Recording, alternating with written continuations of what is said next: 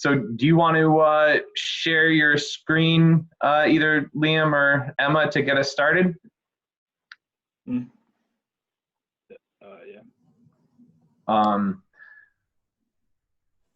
And while they're doing that, I should also just say to everybody formally, welcome to our meeting. It's certainly, I'm sure you don't need another person to comment on what a unique time in the world this is, obviously, but we're really excited to have everybody here with us. So with that, I'd love to go ahead and turn it over to our first student group to present. All right, well, good afternoon, and thank you for having us at the ITE Annual Meeting. Appreciate it. I'd also like to thank our mentors, Steve Frazier and Ken Radzwan from BL Companies for their guidance. And so our group, we're from the University of Hartford. My name is Liam Bernier. I'm Emma Mann. And so Mohammed and Abdul, they're both on flights to Kuwait right now, so they're going home, so they couldn't be with us. But our project is research Parkway and Pomeroy Ave intersection and corridor improvements. So this is a little overview of our presentation tonight. We have a little background. So this project started in the city of Meriden. We had a request for proposal to do intersection improvements. And our proposal included the project scope, which outlined doing a traffic and safety study of the area, data analysis with using traffic modeling software like Synchro, also developing and designing alternatives with implementing traffic calming measures and considering complete streets design. So, and we'll discuss the existing conditions that we have found. All right, so existing conditions. During our site visit, we collected traffic volume and determined that the peak hour was from 4:30 to 5:30. We also noticed that there was a major movement in the northbound approach. It would be the left turn, and that in the southbound approach, there was a high level of heavy vehicles present, and that was 6.2% of vehicles, of total vehicles. Later, I will identify issues, as well as we will see a synchro model of our data, as well as the fact that we concluded that the level of service was B and that the total delay was 14.4 seconds.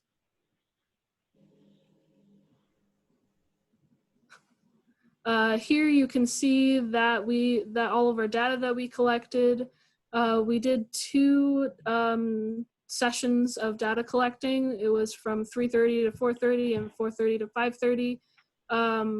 From all of the numbers that we collected, we concluded that the 4:30 to 5:30 was our actual peak hour.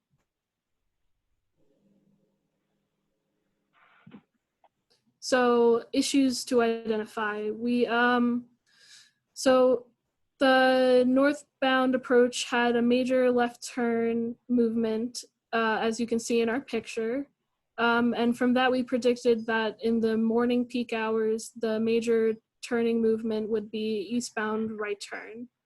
We also noticed that there were a lot of cars rolling through the stop sign, which contributes to a lot of confusion and can cause accidents.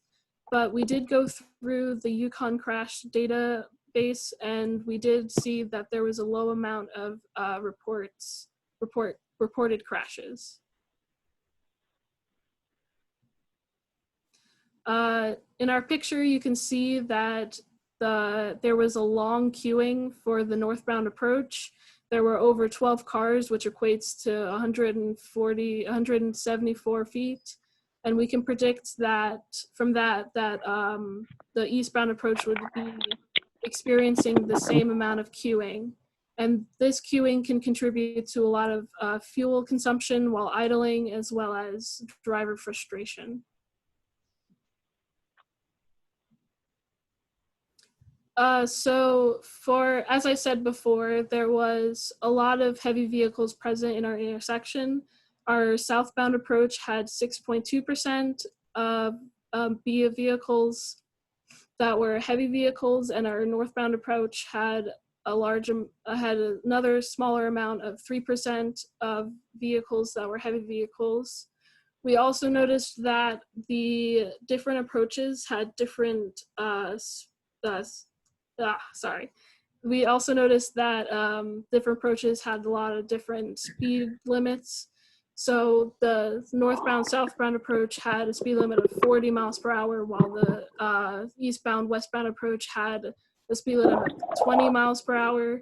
I would say that that contributes to our problem of the rolling through signs, because cars are either going so fast that they don't want to come to a full stop, or cars are going so slow that they think that they can squeeze on by, you know. We also noticed that there were poor pedestrian facilities as well as bike facilities. There were no crosswalks or bike lanes or multi-use paths. As you can see in our picture, that was the only sidewalk that was in our intersection. We also did collect pedestrian volumes that was low during our peak hour, but during lunchtime, we do know that people like going for walks during their break to get out of the workspace.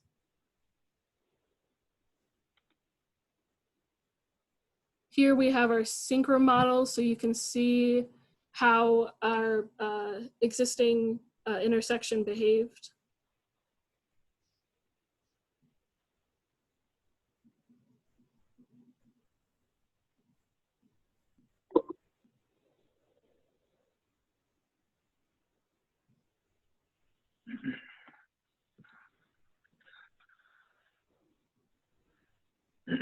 So these existing conditions help us develop our alternatives. So the first alternative that we explored was minor improvements. So we found that the performance of the minor improvements, when we put it into synchro, that they were very similar to the existing conditions.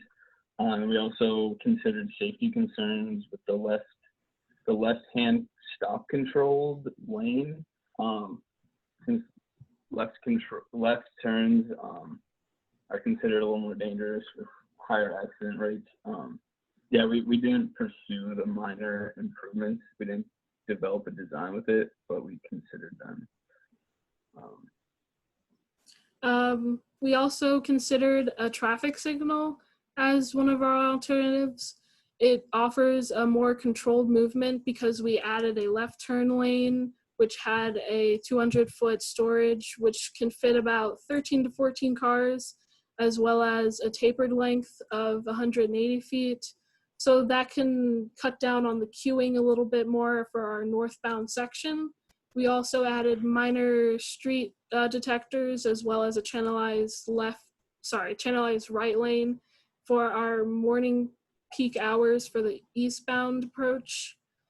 We also completed it with pedestrian crosswalks, as well as a concrete sidewalk with the ramp of an ADA paneling.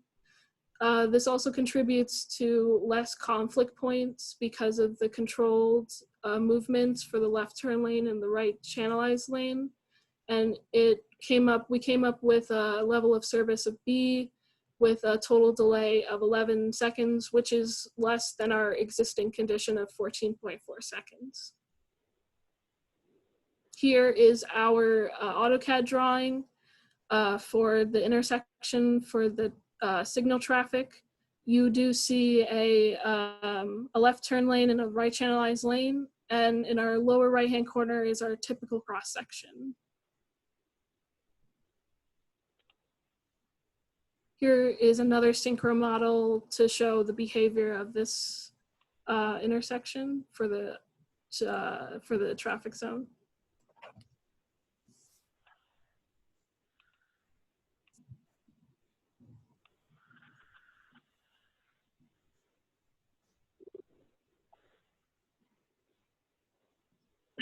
Right.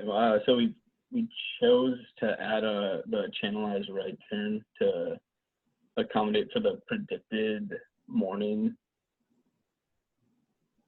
traffic volumes. Use a little bit of our engineering judgment there.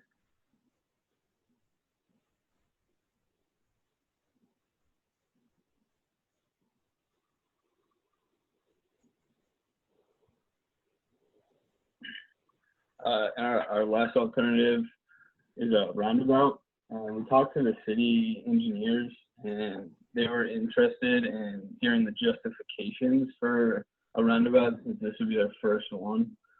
And according to like the ITE technical resources, a roundabout would be a traffic calming measure, since the geometry is slow traffic, and with the high percentage of heavy vehicles, we use the WV50 for the design vehicle, and the table to the right from the NCHR P672.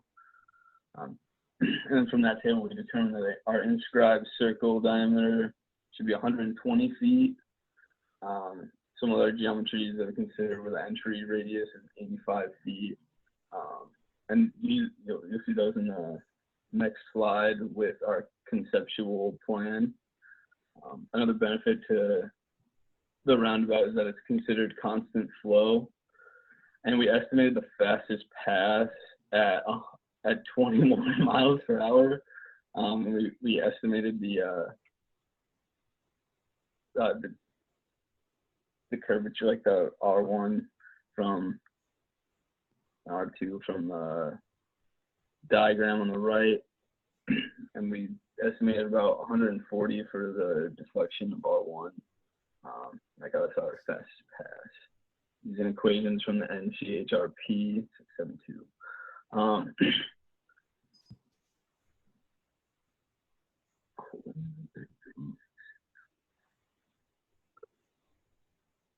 Sorry, someone else was calling me. I don't know if that affected. So our design also accommodates for complete streets so the roundabout reduces conflict points. There's no crossing conflict points, which are your head-on collisions or your 90-degree or T-bone collisions. So there are only 8 diverging or merging conflict points, as well as it accommodates for pedestrians, wheelchairs, and bicyclists with the splitter islands. Since at the splitter islands, there's 6 feet of refuge between crossing the one-way lanes, basically. So they only have to cross 16 feet. And we also considered the future multi-use path that we got from the city engineers. So, and there was a 16-foot, we considered a 16-foot truck apron that you can see in the typical sections to accommodate for the heavy vehicles. And the lane width we considered was 20 feet to also accommodate for the heavy vehicles. This is our initial simulation in synchro, using the traffic volumes from the existing conditions. And this determined the operational performance to be an LOS of an A with a delay of 6.6 seconds. So it significantly reduces the delay by over half. So, now I do believe that Mohammed joined, so he will be explaining a little bit of the comparison. Hello? You guys hear me? Yep. Yep, we can hear you. So the roundabouts were compared to each other and the existing condition to evaluate the most improvement. This comparison was both quantitative and qualitative.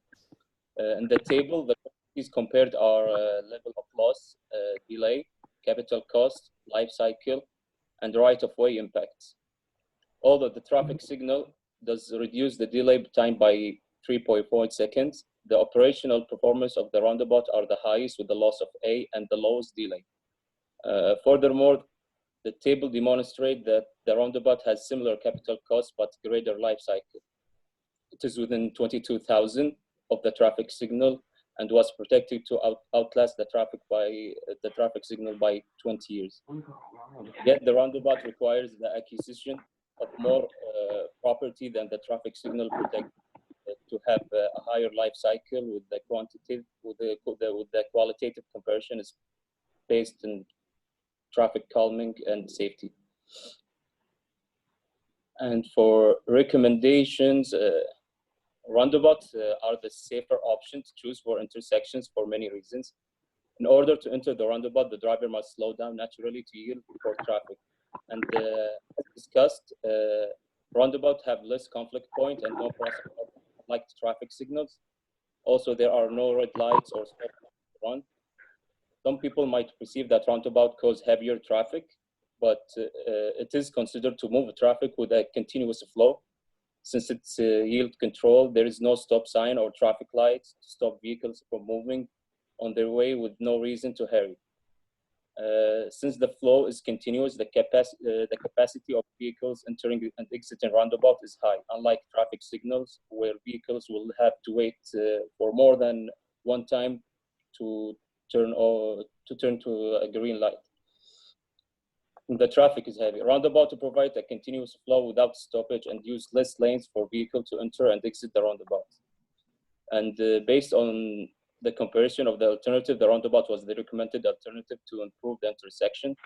Although it impacts more property, it has higher operation performance, similar on capital cost, has longer life cycle, and increases safety. Since its geometry reduces vehicle speed at the intersection, it is a traffic calming device that also incorporates complete streets in its design. The safety of vehicles and the pedestrian at this intersection would be increased with the roundabout. Any property impacts at the capital cost are justified by the complete streets benefit offered by the roundabout alternative. Thank you, everyone. Is there any questions? Thanks, guys. So I think we're gonna just jump right into our next group. That was awesome. Thank you very much for the presentation. Steve, are you guys ready to hop on?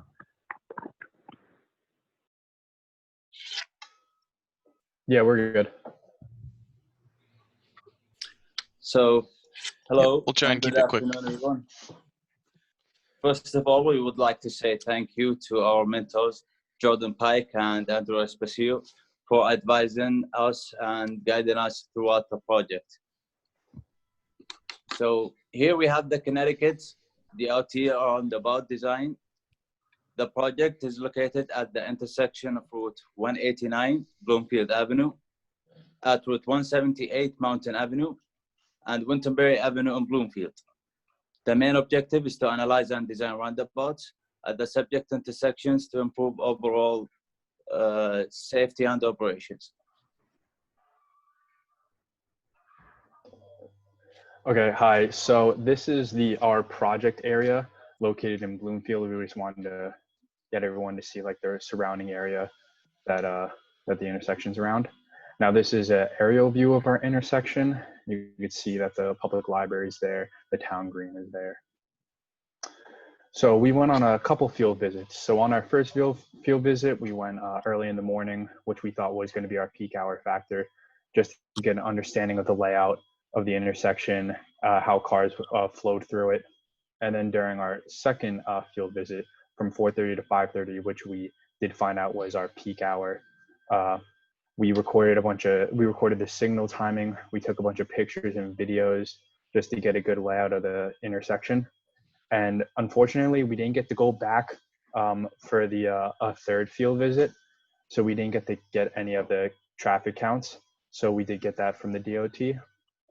So our field visits just generally helped us get a good understanding of the intersection as a whole, making it easy to visualize where we're going to put the roundabouts. But we did notice a very long, like an extremely long wait time.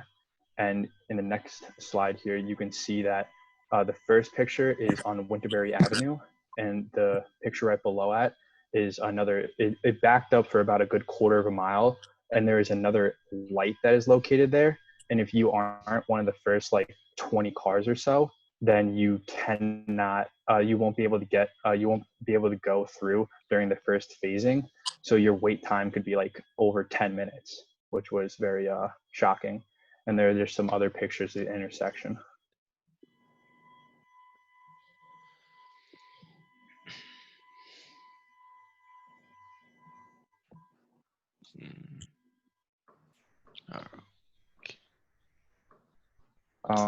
Yeah, I don't know where Debbie is, but I can present this slide. So, so this is our crash diagram.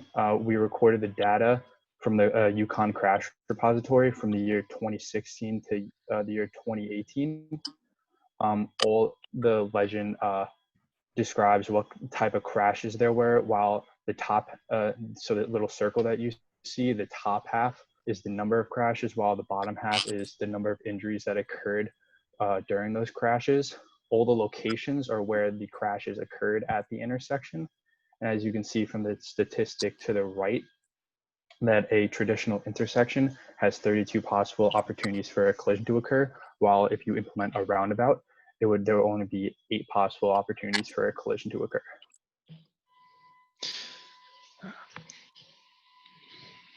So these are our rough design sketches. We came up, these were our 3 best sketches that we came up with.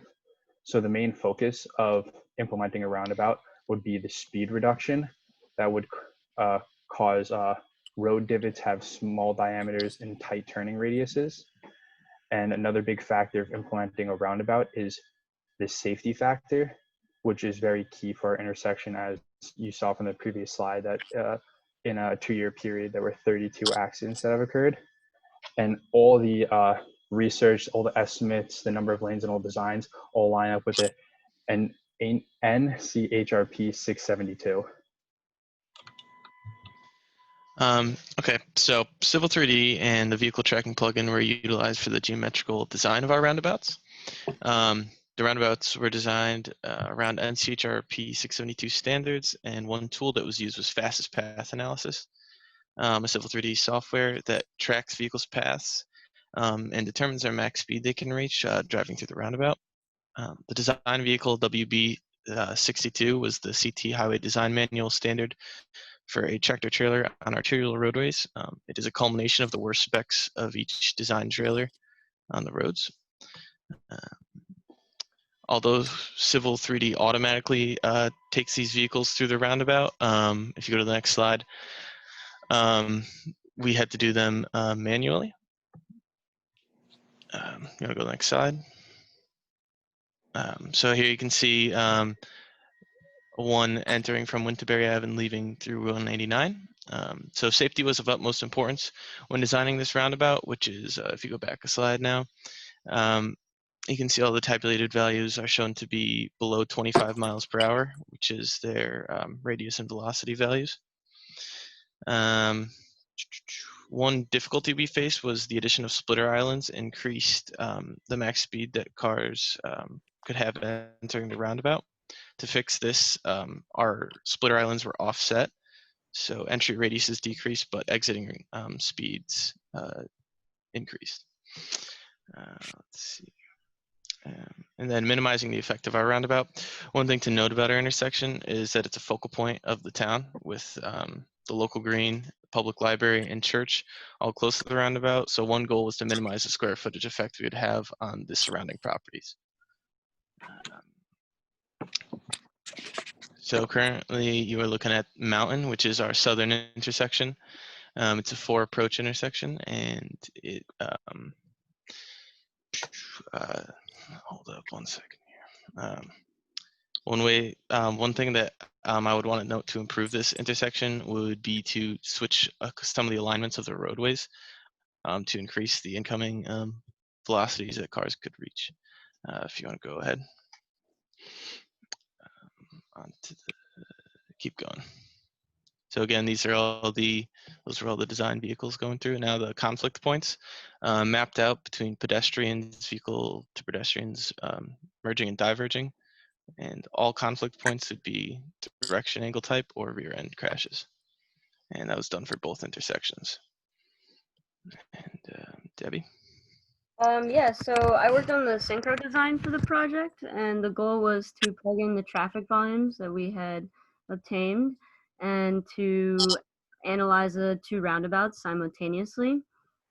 This helped us get the level of service for the two roundabouts and determine if single lane roundabouts were adequate given the speed and the volume.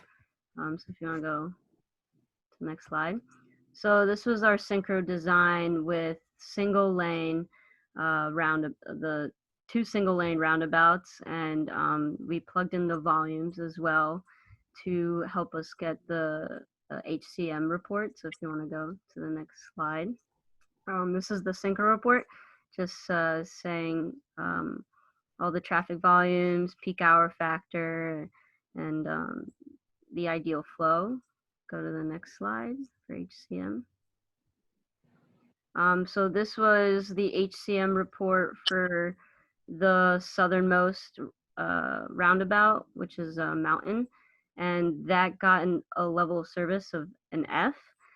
And the one up top, so if you want to go to the next slide, got an intersection level of service of C. So at this point, we met with our advisors at the Connecticut DOT, and we discussed possible design solutions to increase that F at least to a D or C. So if you want to go to the next slide. We talked about adding bypass lanes to the northbound and southbound entrances. This did help the analysis, the level of service for the southernmost roundabout. You want to go to the next slide. So it brought it up to a D, which is considered adequate enough to keep construction costs low. So overall, the intersection was efficient and it worked. There was low queue times and or queue lengths, and yep, and it was efficient. So we also have a video of the sim traffic simulation, just to get a good look at what the intersection would look like.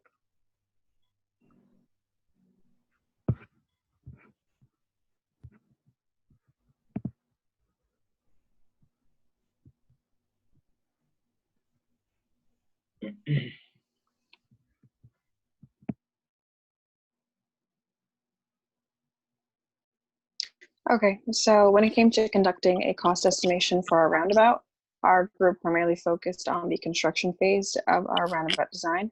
Our cost estimation was calculated by following the CT DOT's 2019 estimating guidelines for road construction. Within the guidelines, there was given a price range from low to high, and we decided to take that median value for each of the items.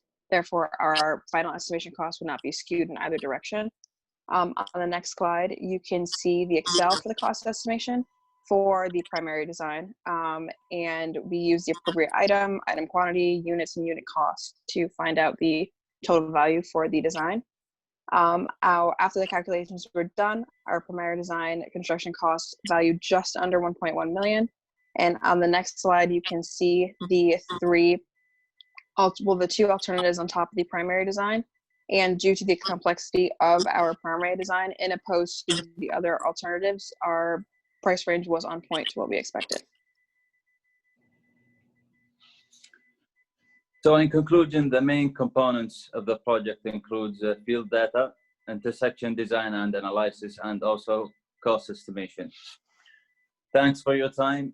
Do you have any questions?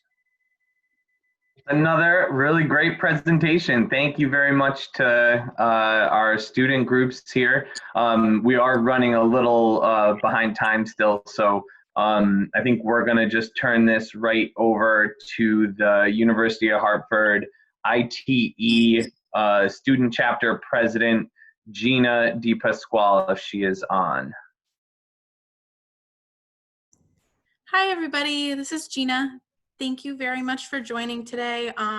A special thank you to everyone who is in support of everyone at ITE has been so welcoming to the ITE UHeart Student Chapter. So we're very grateful for that as a whole. But this meeting was originally supposed to be taking place at the University of Hartford. So we're sad that we're unable to host it physically on campus, but we hope for another opportunity to do so at some point.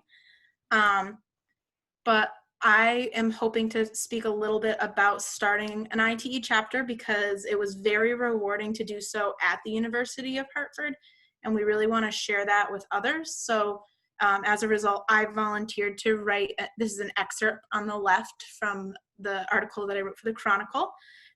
It's just kind of a reference for anybody who's looking into starting a chapter. But the way that it really came about was through my first introduction to ITE. I had the opportunity to have an internship at Fuss & O'Neill and was able to help with the golf tournament and the networking events that they had. So the photo that you see on the right here was actually the first networking event that I was encouraged to attend by my coworkers at Fuss & O'Neill. And it was outing with the CT DOT younger members. That was in 2017. So at that point, the community was so welcoming, and it was something that I really felt could foster strong growth at UHart. And that's kind of where it all began.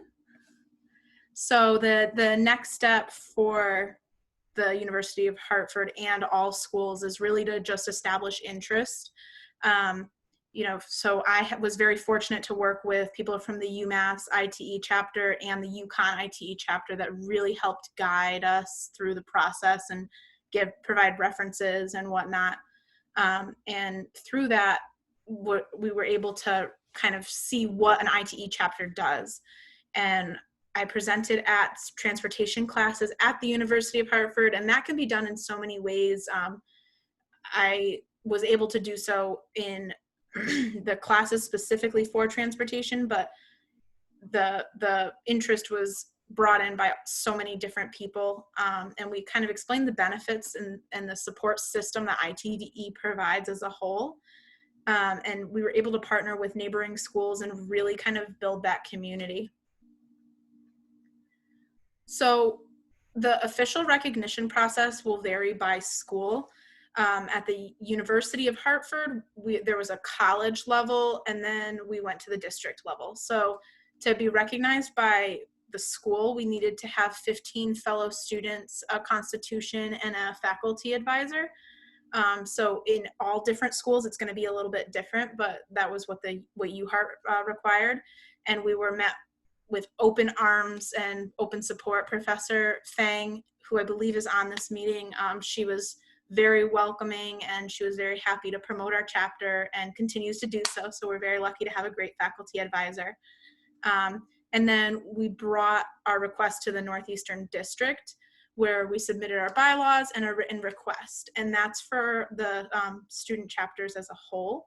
It varies whether, so we originally submitted our request to the section who moved it to the district, and that's who officially chartered our student chapter. And again, everything was really met with open arms, and the community was very welcoming to our chapter. So the pictures that you see on the right here are from an event that we hosted with CT ITE and UConn ITE, to which the Northeastern District financially supported us, which is something that we were very grateful for. We were able to host a trivia night followed by a networking hour. And it gave students a hold at, like, it allowed us to really meet other people within the transportation field, which seems so big as a student, and I'm starting to learn that it's really a small, tight-knit community. So that was a great opportunity. So then came our events. So we've been able to have quite a few events in the past year that we've been recognized as a student chapter.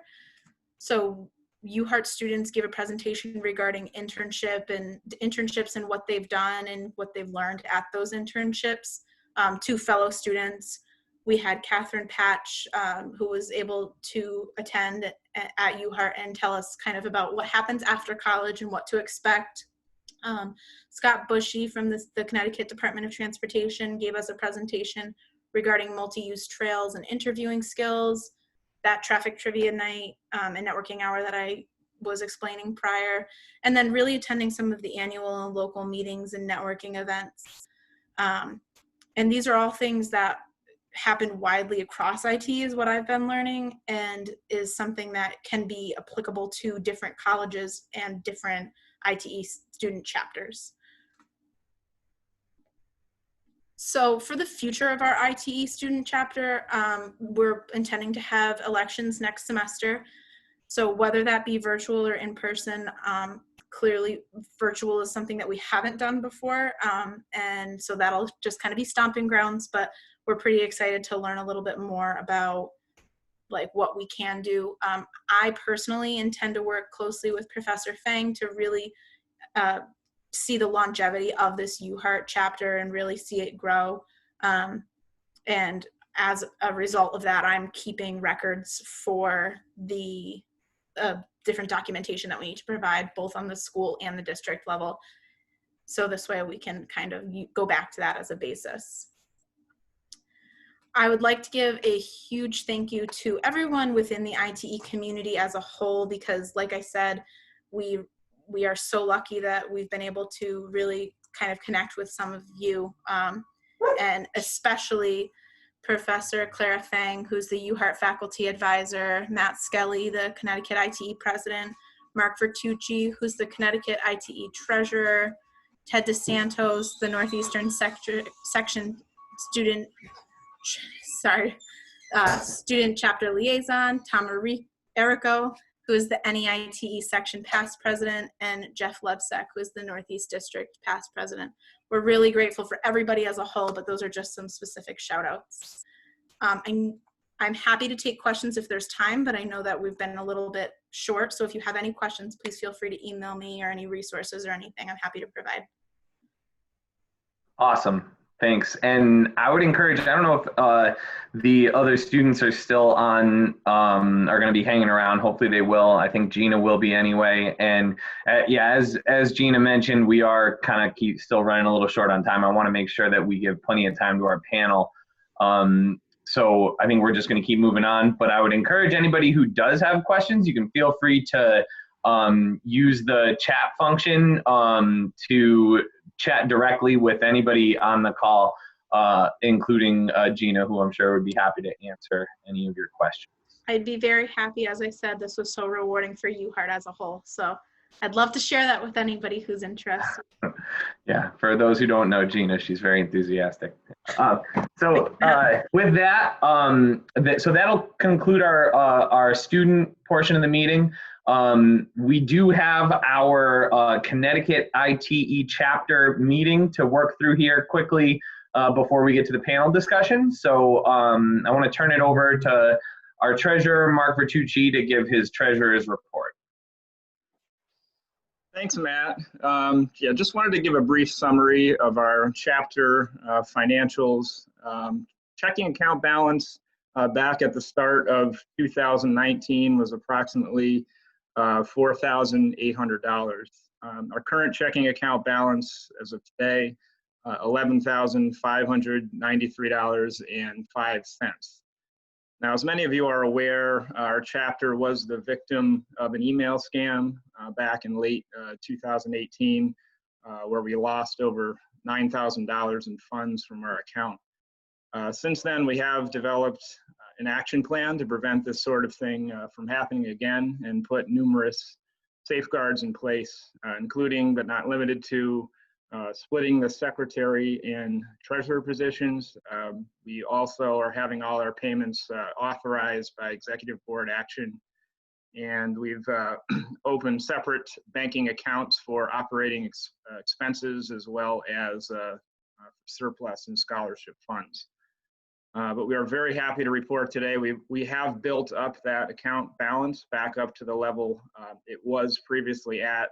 And that's through the help of a lot of the firm and vendor scholarships, sponsorships, I should say, that we've received at our golf tournament, our annual meeting in the fall, and also our annual joint winter meeting earlier this year with ITS Connecticut.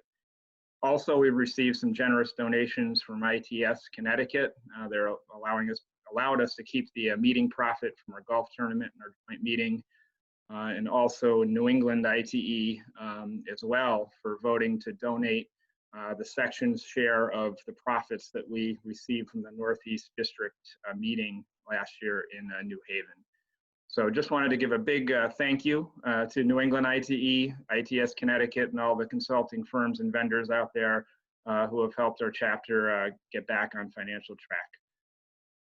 And with that, I'm going to turn it back to Matt with the President's report. Great, thanks, Mark.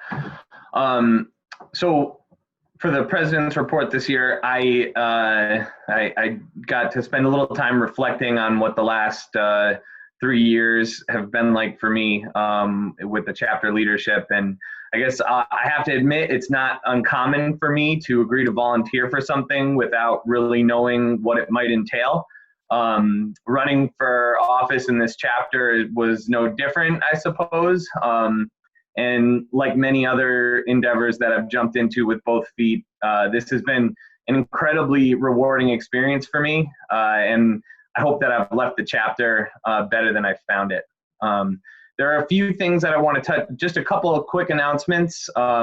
One is with regards to One ITE. I got to be careful here because I have the CEO of ITE on the call, so I don't want to say anything wrong.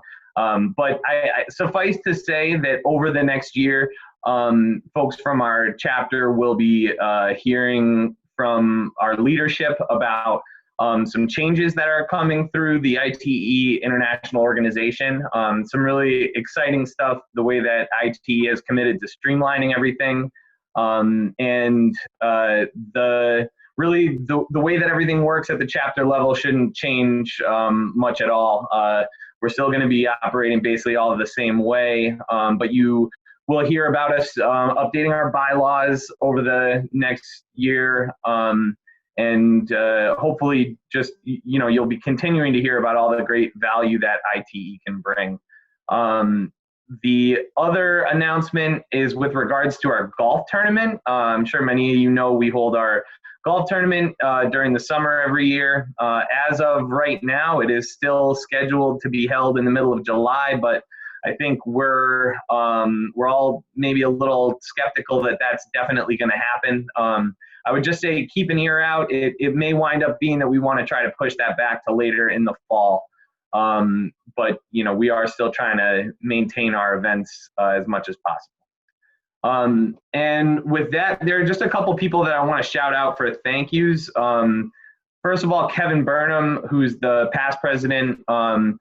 Kevin and I have gotten to know each other pretty well over the last few years and have had a number of different challenges to tackle. And his leadership has really been excellent over the years. I really appreciate it. I also want to call out Joe Balskis, Joe Hallisey, and Ted DeSantos, who were the co-organizers of the district meeting last year, which was held in Connecticut. And I got my district swag on today to represent. That was really, it was a really great experience for me to be a part of, and I really appreciate their leadership. I wanted to say thanks to Gina again. I think everybody heard about what a great job she's done. Matt Bloom, Joe Rymiller, and Mike Dion, who made up our nominations committee. They've done a great job for us.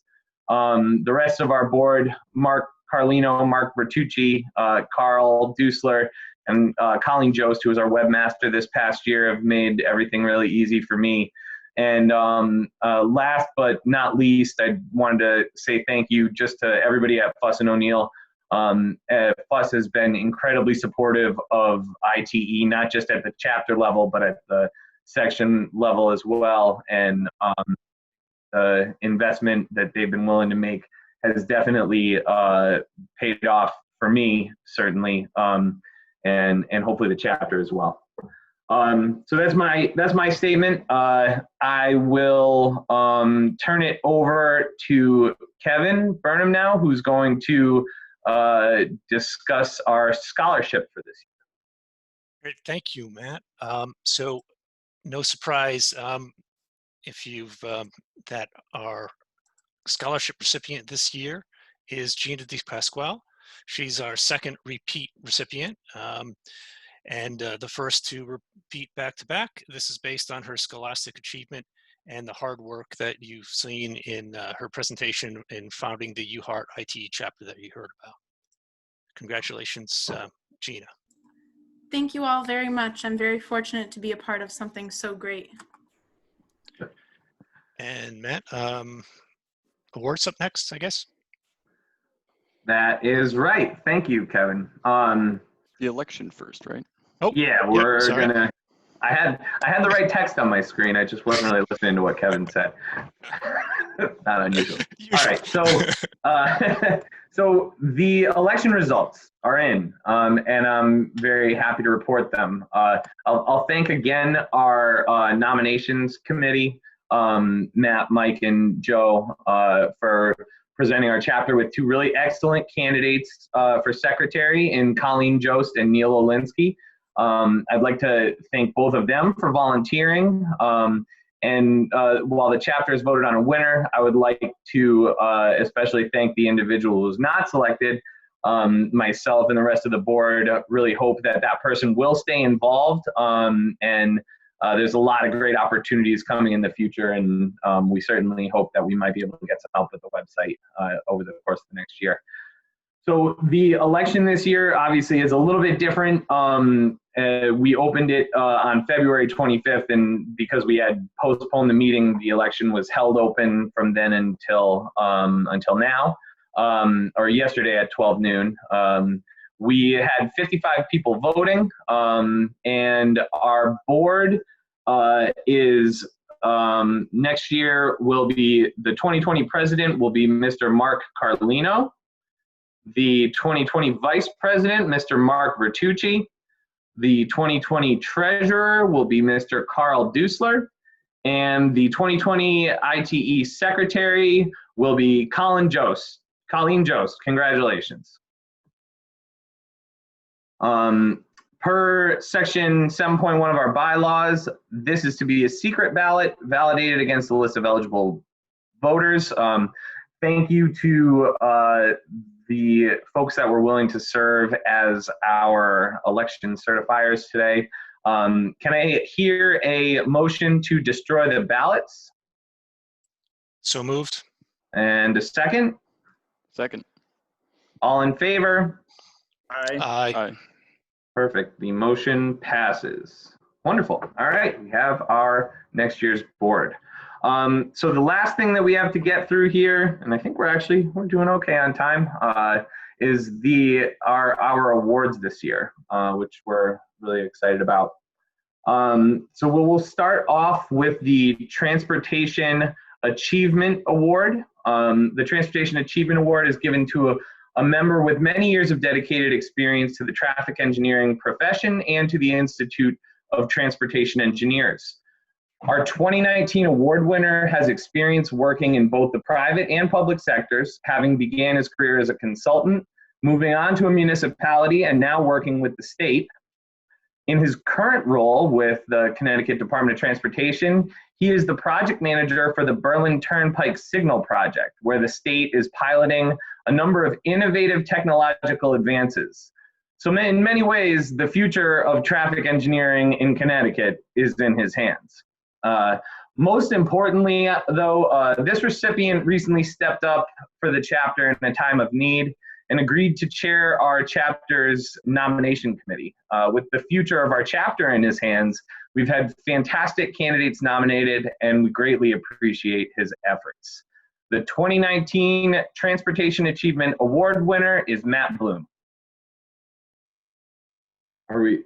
I'll applaud. We're still working on. It's a little bit weird to be giving awards remotely, but congratulations to Matt. I'm not sure if I saw Matt on earlier, but we really appreciate it. And normally this would be where we did a photo op of me handing the award to Matt, but you'll have to imagine that part for next year. And we will we'll send you the plaque, Matt, as soon as we get your address. Our next award is the Herbert S. Levinson Transportation Leadership Award. it is presented to an individual who has many years of dedication and leadership in the transportation industry. Our 2019 award winner began his transportation career with the City of New Haven, where he oversaw a number of very large transportation improvement projects, including the Downtown Crossing project, which involved the removal of a highway. He also in New Haven helped develop municipal Wi-Fi and dramatically expanded the city's bicycle infrastructure, among many other accomplishments. He is now with the City of Stamford, and during his time there, he's executed several high-profile projects that have fostered economic development and community growth. He has introduced technological business practices that have improved communication and engagement, and he has negotiated $250,000 in savings for the city during his time there. For this candidate, who truly has too many other accomplishments to list, I will close with an excerpt of a letter from Stamford Mayor David Martin. Mayor Martin says, I enthusiastically endorse the selection of Mr. James Travers for this honor. Mr. Travers' work for the City of Stamford incorporates the highest standards expected of our public servants. His amazing work ethic and passion for the transportation sector is evident to all who know him. His dedication and leadership in the industry is a significant part of the excitement surrounding Stamford's future. So thank you very much for all your support of the Connecticut ITE chapter over the years. Our 2019 Herbert S. Levinson Transportation Leadership Award winner, Mr. Jim Travers.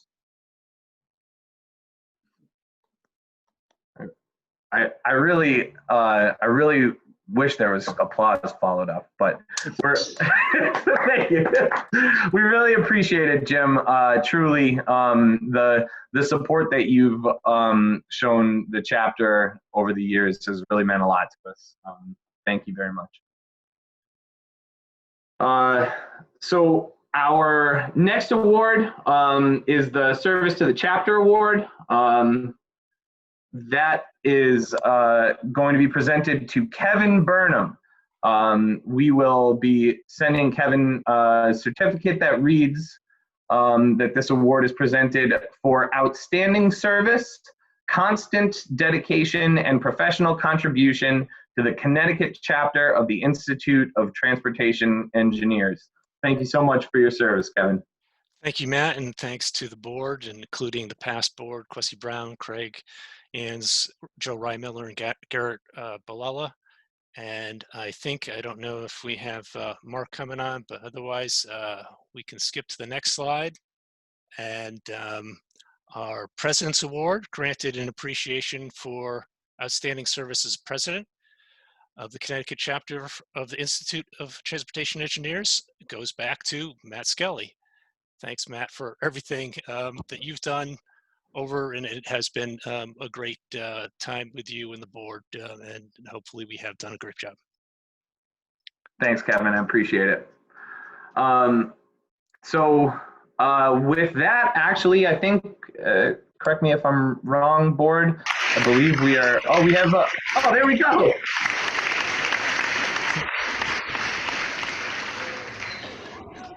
That's the University of Hartford cheering squad to applaud us out of our meeting. But we are done here, so I'll take a motion to adjourn. So moved. And a second. Second. All right, all in favor? Aye. Aye. All right, so with that, our business meeting has been concluded. And what we have for the rest of our meeting, so this would typically be where we would have a keynote speaker at dinner. I apologize, we were not able to handle the logistics of having dinner delivered to everyone's house for this, but there was a considerable savings in doing so, which is nice. And we actually had already asked our moderator to present for our meeting, and we really got very lucky. It was kind of coincidental that it turned out that our moderator Jason DeGray is heading up ITE's response to the COVID-19 crisis. And Jason is, oh, I lost my slide here. Jason is he is the Boston Office Director of Tool Design, and as well as the ITE International Advocacy Committee Chair. And as I mentioned, he's going to be our panel moderator tonight. And I think with that, I'm ready to turn it over to you, Jason, if you're ready. I'm ready. Awesome. Everybody hear me? Yep, we got you. Thank you. Thank you. Thank you. All right, Matt. Well, thank you very much. I want to thank the Connecticut ITE Board for hosting this forum. I want to thank our panelists for offering their time to take part in what I think is going to be a pretty poignant discussion. And I want to thank everybody out there virtually who's taking us in here today.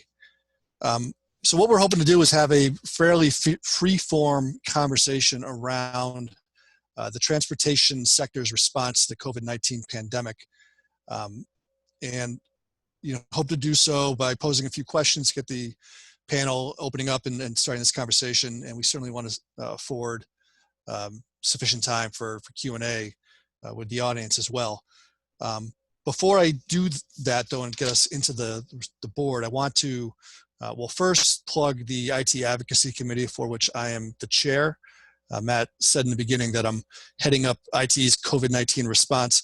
I think I would maybe massage that a bit as saying, as the chair of the Advocacy Committee, we are trying to keep a good sense of the moving pieces of this discussion and be a central clearinghouse to understand the various activities that ITE at all levels is taking on as part of this response to this pandemic. So the IT Advocacy Committee, for those who may not be aware, was established as an advisory committee to the International Board of Direction. Our mission is to explore and suggest ways in which ITE can be more active in furthering the interests of its members and representing those interests within the transportation community. The committee will attempt to assist IT members and the Institute in attaining greater visibility and recognition in the profession, as well as to develop action plans to promote IT's activity relative to strategic priorities. All right, so now that I have that out of the way, I'd like to introduce our panel. So we have three distinguished members of our panel here today, starting with Robert Arnold, who is the Director of Field Services North for the Federal Highway Association, which includes all of New England, New York, New Jersey, and several other states in the Northeast. The FHWA offices in those states provide frontline federal aid program delivery assistance to partners and customers in nearly all phases of design, construction, operation, and maintenance. He also serves as principal advisor to the FHWA administrator, the deputy administrator, and the executive director. Bob has been with FHWA in a variety of different positions all over the country since 1983, when he graduated from Ohio Northern University. Mayuresh Kar is an associate vice president and senior project manager with AECOM. He has 20 years of transportation field experience, both in public and private sectors, currently as an associate VP with AECOM. He's assisted various DOTs, public-private sector clients with multimodal transportation projects and strategic planning. He is both a professional engineer and a professional planner, and is the principal planner for the ongoing Greater Hartford Mobility Study. And last but not least, Jeff Pignati. Jeff is ITE Executive Director and CEO since 2015. Prior to joining ITE, Jeff spent 32 years with the FHWA, including 7 as Executive Director. Jeff has received numerous honor awards, including the prestigious Presidential Rank Award of Distinguished Executive. He has been inducted into the University of Connecticut Academy of Distinguished Engineers, which is also Jeff's alma mater, the ITS America Hall of Fame, and the ITS World Congress Hall of Fame. So thank you to all of our panelists. So in prep for this roundtable discussion, we got together and had preliminary chat of different various avenues of conversation that this can take. In doing so, I think Mayuresh had a great way of framing it, and I'm going to pose some questions here in a minute around 3 central points, being our immediate response, what is the transportation professional doing now? What does recovery look like? And then long-term, how are we perhaps fundamentally changed as a result of what's taking place? Before we get into those questions, I do want to offer each of our panelists an opportunity to introduce themselves and provide a little bit of perspective of what their thoughts might be in this arena. And I think I'll do so by asking, let's say, we'll start with Jeff, the distinguished Hall of Fame member. Yes.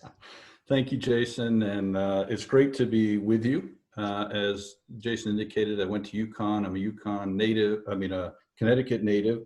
I even happened to be wearing this earlier today by coincidence. So it was kind of funny to see you guys wearing it, and I had it right next to me. It's a little warmer down here, so I took it off. First, I just need to say what a pleasure it is to join you virtually. And, what a great success story that was to listen to with the University of Hartford. All the way through. The presentations by the students, the reflections by Gina, the recognition to Dr. Fang and to all of you at the chapter and section and district level that helped make it possible. I think that's an example of what we're trying to create across the country and around the world through ITE. And it was just great to sit here and listen to it and see it as you walked through. It was also interesting to hear you give the Herb Levinson Award, because I had Herb as a professor when I was at UConn. He was an adjunct at the time, and I had the opportunity to take several courses from him, and just a fantastic individual, and learned a tremendous amount from him. So this is like, coming back home just to listen to you guys talk about, give awards, and develop a new chapter. So that's great. So in terms of COVID-19, let me just start a little bit about the IT response very briefly. And, it started with, as I'm sure all of you had to go through, to figure out, operating virtually. Now, we were, fortunately, everyone was telework ready, and about half of our staff teleworked on a regular basis, not full time, but on a regular basis. But I think the challenge was really thinking through, how do you operate virtually full time, and what are the human dimensions to that, and the challenges, and what are the process and operating dimensions? And I'm sure whether you're in the public or private sector, you've had to think through those. And I think those all factor into the conversation we'll have this afternoon. It's great to be able to operate virtually, but it's a lot more than technology, as I know all of you know.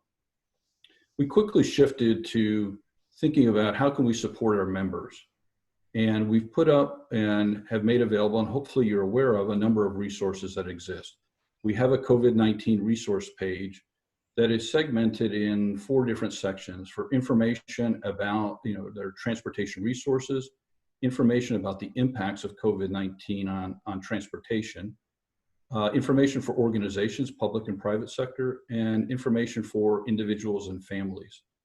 And we have some particular depth in travel trends across the country, as different members have contributed different information.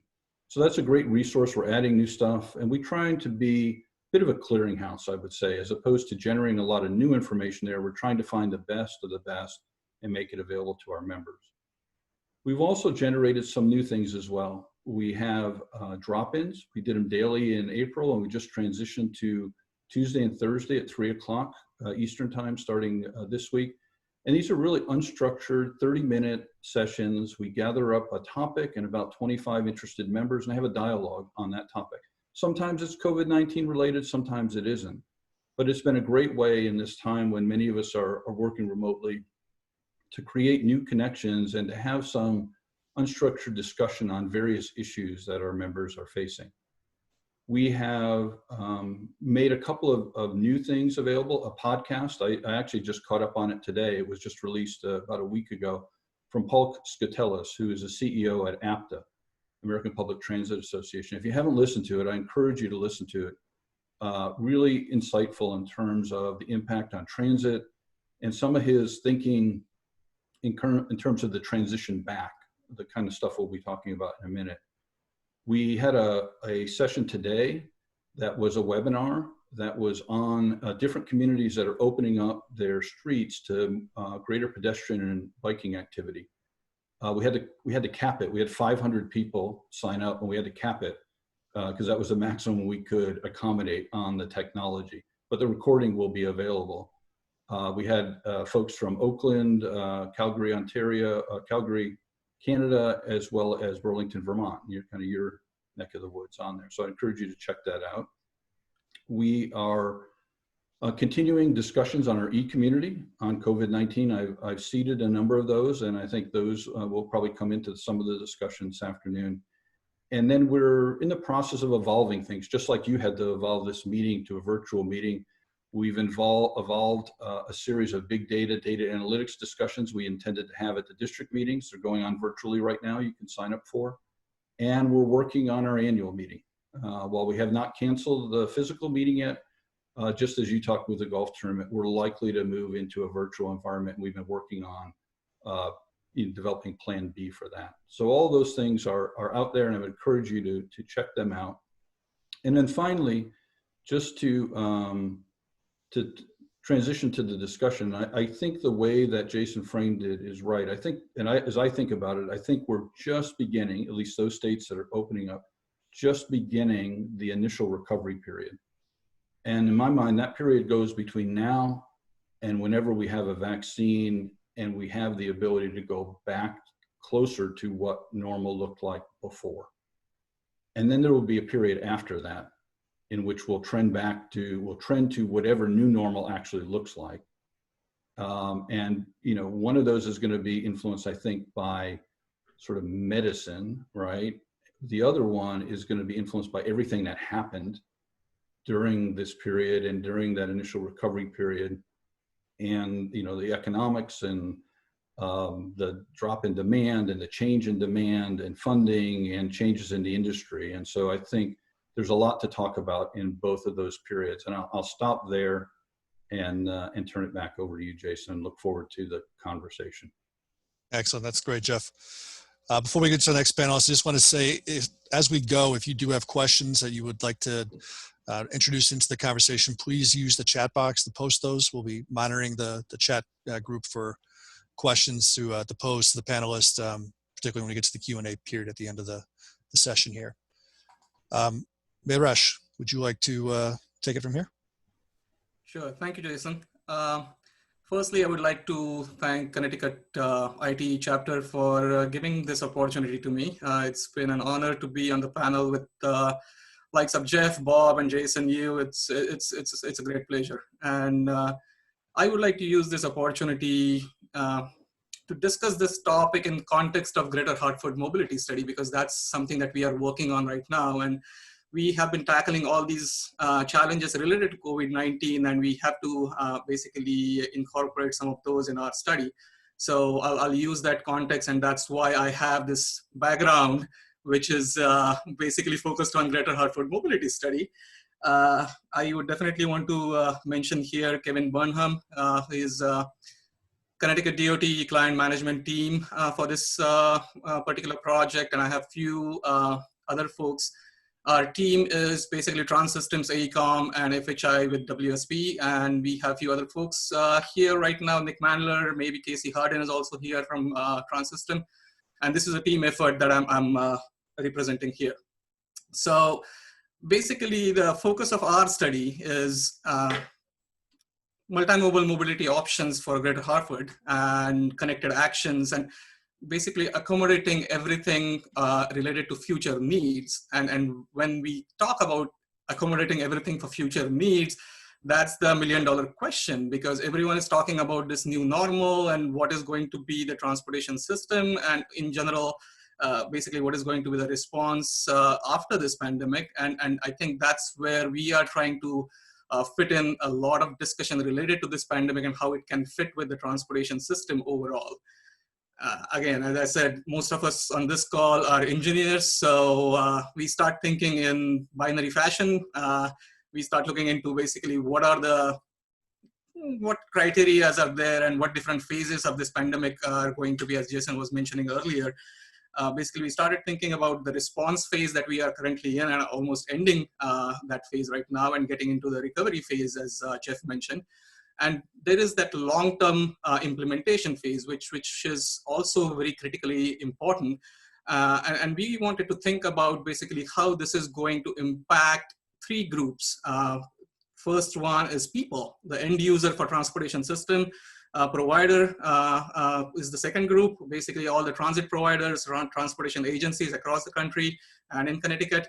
And the third one, which is also important, is policy or process that is associated with this particular thing. And when we think of response phase right now and people, basically once the stay in place order was implemented across Connecticut and across all the country, we almost saw all the trips vanish from all different modes in a couple of days, basically. And in Connecticut, we saw our like Hartford line for rail ridership, that is down by 85 to 90%. On highway side, the areas that we used to know as congestion hotspots, like in our study area, I-84 and I-91 interchange, which used to be almost like a parking lot when basically you are in the commuting peak pre-COVID condition. Now, post-COVID or during COVID, it's looking like a park in the walk, like walk in the park, sorry. And I'm dyslexic, sometimes I switch words, but so basically what we are looking at is how this phase is going to change, and when we are getting into the recovery phase, what are the challenges and what are the different things from the people point of view, also from the provider point of view that we need to face, and for especially for the Greater Hartford mobility study that we are trying to tackle at this point. And basically in the recovery phase, the most important question in our mind is how long is that period is going to be? And as Jeff correctly mentioned before me, that until and unless basically we have a vaccine, I think that's going to be the extent of that period. And basically we need to understand what is this new normal condition that everybody is talking about, but nobody is sure about. And we are currently just speculating about what is this new normal is going to be. For our study area region, when we started looking at what are the potential impacts of this particular pandemic is going to be, we basically looked at some of the details from CROG Metropolitan Transportation Plan and started looking into what are the different mode share for different modes. And basically, like we are looking at transit mode share of 4.5%, which is the most impacted mode share in my mind right now, because when things start recovering, not everyone is going to go back at once, and we will have basically phases and like work shifts. Like some of the employers are talking about 50% of the workforce doing in office work at a time. So we need to start looking into what are the impacts on transit as basically what mode share shift that is going to start happening in the immediate future from transit to other modes. And like there are some opportunities because some of the shorter trip lengths, basically they can go to walk or bike type of mode share, which is significant mode share in CROG's region. But I think the significant impact is also going to be on the auto side, because right now we have 82% auto share in this region, and of which when I started working on this study, I was really surprised to see like 34% of that, like of that 82%, 34% is high occupancy vehicles and 48 is single occupancy vehicles. And when we start thinking about this pandemic and after effects of this, like, is there going to be an impact on that HOV percentage? Will those people, because nobody wants to get in a car with multiple people, even they might be asymptomatic. So is there going to be a spike in SOV type of vehicle usage and mode usage? So we need to start thinking about all those different things. And also from basically commuting is just one aspect. We are looking into non-commuter trips, the changed behavior that we have. We now go to groceries just once a week or twice, like once in 2 weeks, as opposed to what we used to do, like go like every other day. And so what are the impacts of those behavior changes on our transportation system? So that's, again, is something that we are trying to focus. From providers' point of view, I think the focus is going to be on the return to service planning, because there are a lot of things that need to be put in place. there will be definitely some revenue impacts and associated changes to their capital programs, and all of those things need to be considered as well. And basically, we'll have to have new requirements for our transit facilities and other transportation facilities from a social distancing point of view. So those are some of the things that we are considering as a part of basically our study. And we are trying to focus on scenario planning, which is going to be basically, I think, almost like a must thing for every future study, because we have been used to, as like transportation engineers or IT, like traffic engineers, we have been used to that existing condition, future no build condition, and future build condition, one future build condition, which is not going to be the future after this pandemic, because there will be a possibility or range of different scenarios that can happen, and we need to be ready to understand and establish those things in our analysis of our transportation projects or our transportation system. So I think that's the most important thing from this pandemic and COVID-19 that we need to learn, and that's where our team's focus is right now, to understand what are the impacts associated with that. Back to you, Jason. Thank you. Robert, let's give you a few minutes here to give us your perspective. Sure. Thank you very much. One of the things that didn't talk about with my history is I do have a connection to Connecticut beyond being the DFS North, is that I was the acting assistant division manager for Federal Highways Connecticut Division during the summer of 1997. So for the student members, yes, that means I'm old. But I was looking for sort of a theme to talk about today, and I came across a quote from Charles Darwin. He said, "It is not the strongest of species that survive, nor the most intelligent, but the ones most responsive to change." And so I'll kind of try to talk around that, as how we need to be responsive to change. Some of the things I've noted recently is one, I'm an introvert. So on a personal level, I'm okay with the stay at home thing going on. And I will say maybe years from now, historians will say this is the rise of the introvert. This is the period for the rise of the introvert. I've also been conversing with my siblings over the internet more in the last month than I probably in the previous 2 years. So that sort of changed for me.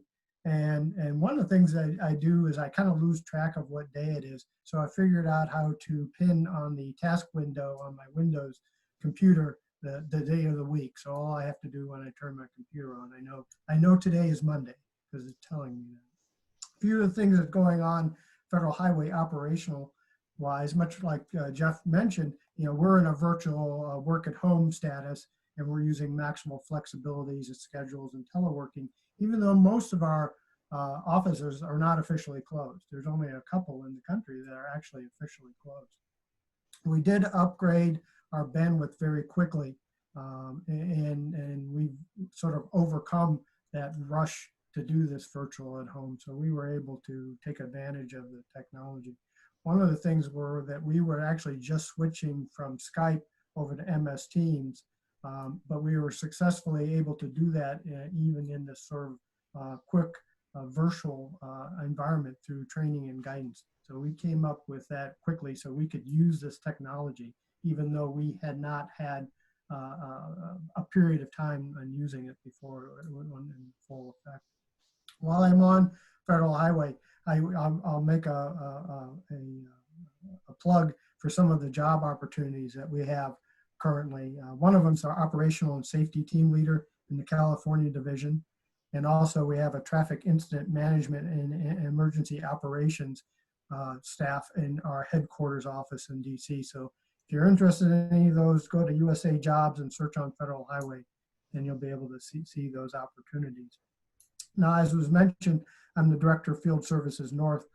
So I do see a lot of what's going on in the Northeast states, both at the industry level and also some societal impacts. So some of my anecdotal observations is, even though we have lower fatalities, there's actually an increase in reckless driving going on. So we need to sort of get to the bottom of why that's happening. States are leveraging the reduced traffic to accelerate project completion and safety. As an example, moving from nighttime operations to daytime operations and being able to accelerate some of their phases and stages. And then many of the states are using their DOT staff for other non-transportation support efforts. And I found that rather interesting, that they could do that, they could switch over quickly. Some of my other thoughts is that this pandemic, this period of time, is accelerating trends that were current, that are already going on, such as online shopping. Also using electronic documents and signatures. I don't think we'll ever go back to those past practices.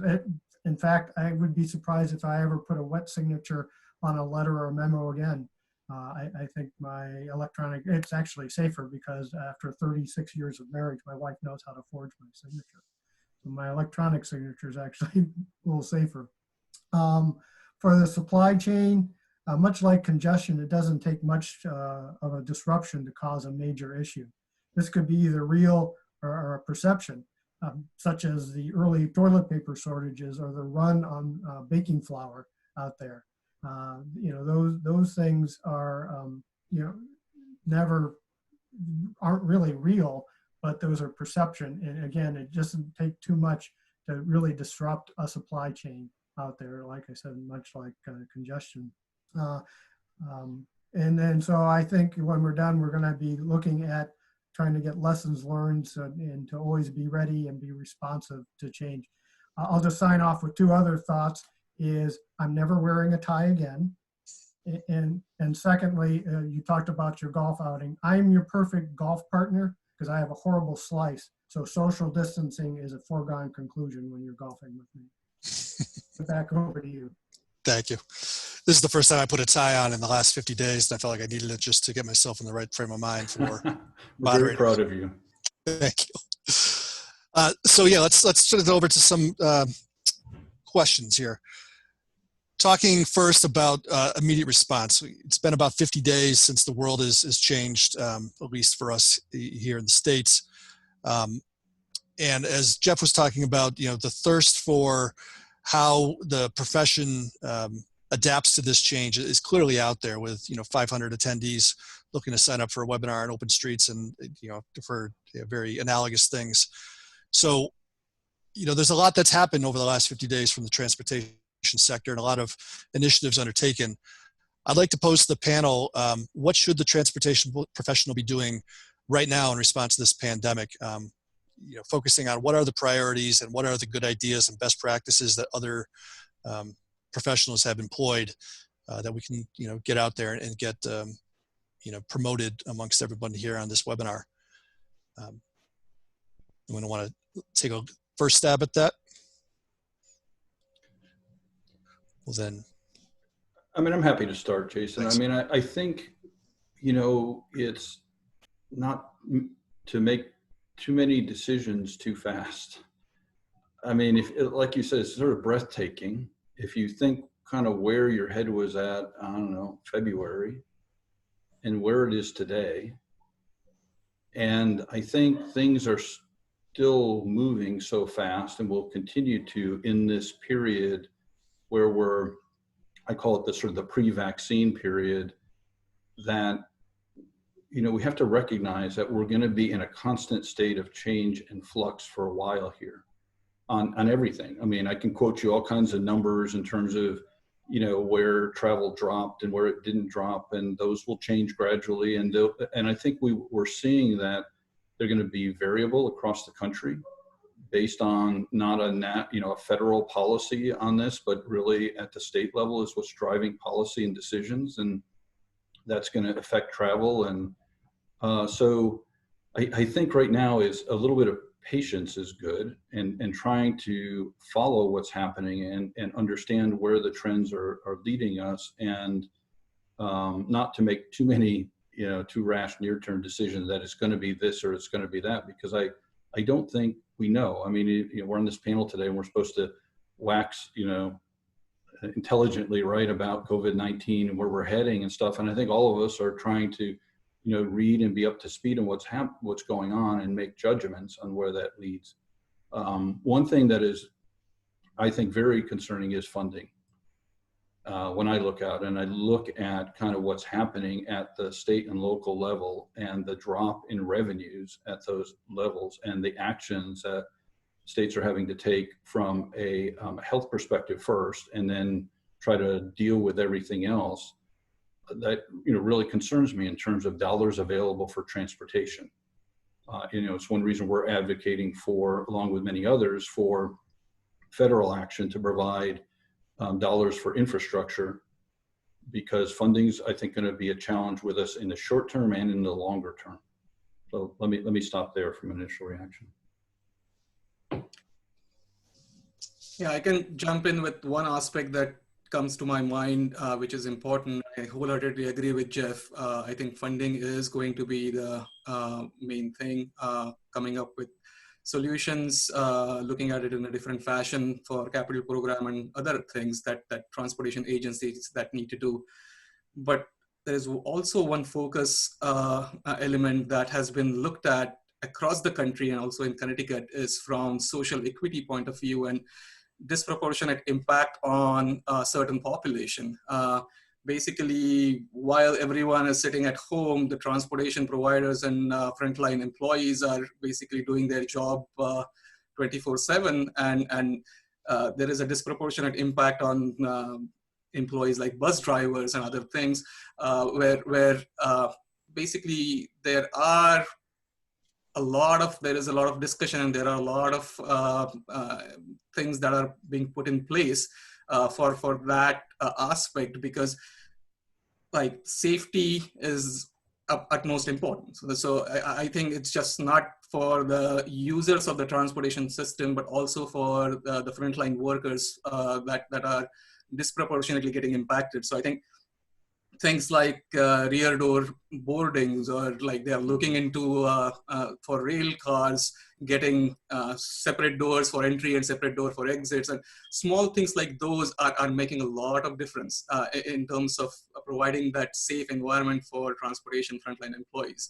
So that's important. And also, basically, we need to start looking for, like, there are some best practices that are going across the country in terms of, like, especially when it comes to transit, there are two different groups. One is basically choice riders. Like if they decide to go back to alternate mode, like they have a car or they can do that, but then there is a focus on a group which is basically they are mandatory riders. They like zero car households or like one car household with multiple people working, and they have to rely on transportation system. And how basically we need to focus on their safety aspect, which has been given a lot of consideration at this point. So I think that is also an important and best practice that is going on right now. And I hope that will continue through recovery and long-term phase.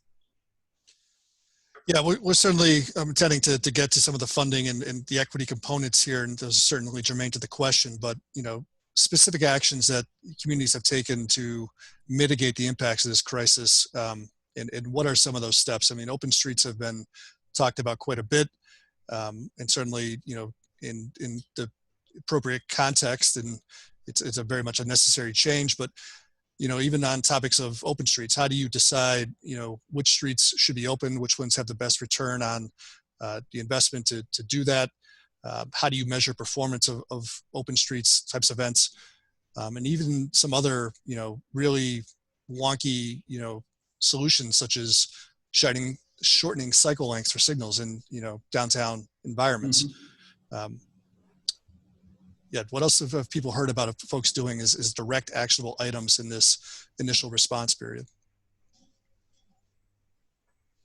Well, I mean, I think you touched on some of those operational issues, Jason. I think the PED push button, right, has become something that many jurisdictions have, you know, taken that out as another place for infection to be spread, is to, you know, you don't have to push the button to get the PED signal. So I think, you know, jurisdictions are trying to adapt operationally to what they see and what their population needs right now.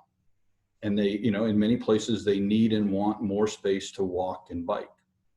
And so I think jurisdictions, and that was the point of the webinar that we had today, and every day in the clips are more and more miles of streets being opened by more and more jurisdictions to allow space for people to try to get social distance, but be able to walk and bike. And some of that's for exercise, but some of it is also to reach destinations where, you know, they're not comfortable taking transit maybe right now. And so they're willing to walk and bike at distances that they weren't before. You know, allow them safely cross the street and get access to the PED signal without having to worry about, you know, who's pushed this signal last. Changing signal timing to be able to adapt to the lower traffic volumes that we see out there, and in shortened cycle lengths and things like that. So I do think our operations folks are doing a great job looking at the situation and trying to say, how can we use the network we have for the demand that we have today, recognizing that's temporary and it's going to switch, maybe not snap back, but it's going to switch over time. So I think this is a time where the traffic engineer and traffic operations professional is very much needed, because we're going to be in a dynamic situation for a while as we see decisions made on mode share and on time of day travel. Someone was talking about earlier about shift work, maybe. I mean, there's going to be a whole bunch of things that are going to change the environment, the demand environment, as a result of this, and they're going to change, you know, continue to change. Bob had his quote from Darwin. Mine is, everything changes everything. And that's from Thomas Boswell, who's a great baseball writer for the Washington Post. And I was reading his chat earlier today, and he was talking about some interaction with Earl Weaver back in the day with the O's, and how, you know, your theories going into the season can be one thing, but everything changes everything. And I think that's the reality of the world we're in. We have to evaluate what's happening and react to that.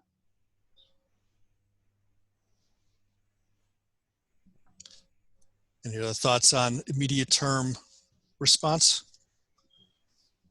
Well, I don't know if this is necessarily a response, but I think as far as what folks can be looking at now is to be observational, be taking data.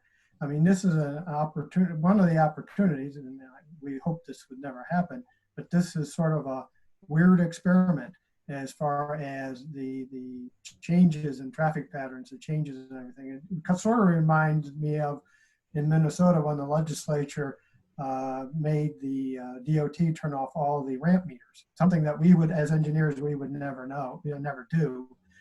But it gave the opportunity to really study that and see the value of a ramp meter. And so to be able to think through observationally, think through what sort of data should be collected to take advantage of this unprecedented time in the change that's occurred, see if we can learn anything from it going forward. Like I said, we'll never get back to the normal that we had prior to this, but it sooner or later, we will, traffic will pick back up again, safety will change, et cetera. But can we learn anything from this period of time?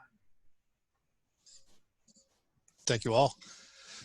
So I want to pivot now to recovery, which it does feel as if we are beginning to enter into what will be essentially phase 2 of the response to this pandemic. And as cities and towns begin to open back up, the notion of what this new normal is will certainly start to come more and more into better focus.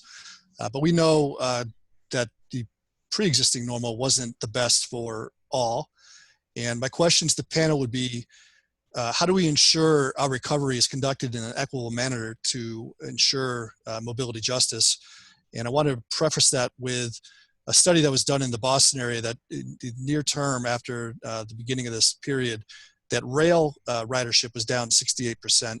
However, bus ridership was only down 50%. And to the point of the essential worker being one that predominantly relies on transit, how do we ensure in this recovery that we are protecting the safety and the welfare for those who are, on the front lines of ensuring the economy stays moving to the point that it can?